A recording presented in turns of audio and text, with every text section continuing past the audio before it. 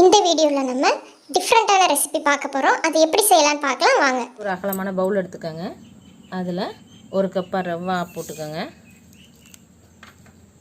துருவிய carrot அரை cup, பொடியாக cut பண்ண வெங்காயம் அரை கப்பு, பொடியாக கட் பண்ண தக்காளி 1/4 கப்பு,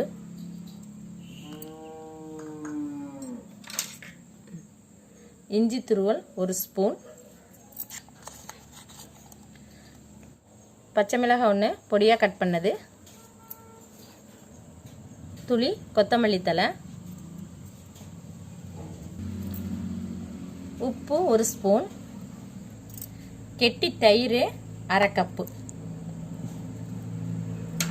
இப்போது இதை நல்லா மிக்ஸ் பண்ணிக்கலாம்.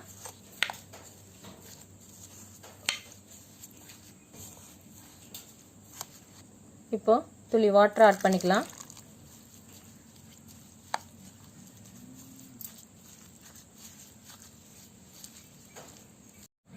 மாவு நல்லா ரெடி ஆகிடுது. இது ஒரு 10 மினிட்ஸ் ஊறட்டும். அதுக்குள்ளே நம்ம கொத்தமல்லி சட்னி ரெடி பண்ணிக்கலாம். ப்ரெட் டோஸ்ட் ரெடி பண்ணிக்கலாம். இப்போ ஒரு ப்ரெட் இப்படி போட்டுக்கோங்க.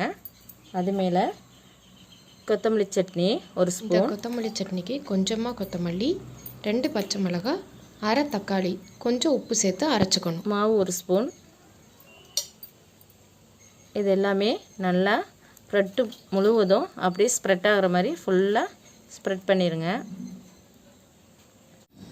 ஒரு சைடு வெந்தெடுத்து இப்போது இதை மாதிரி திருப்பி போட்டுண்டு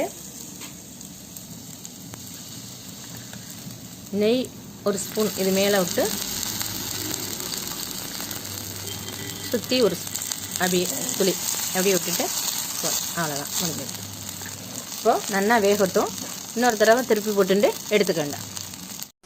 அவ்வளோதாங்க, சுவையான ரவா பிரெட் டோஸ்ட் ரெடி ஆயிடுச்சு. இந்த வீடியோ உங்களுக்கு பிடிச்சிருந்தா லைக் பண்ணுங்கள், ஷேர் பண்ணுங்கள், மறக்காமல் எங்களோட சேனலை சப்ஸ்கிரைப் பண்ணுங்கள்.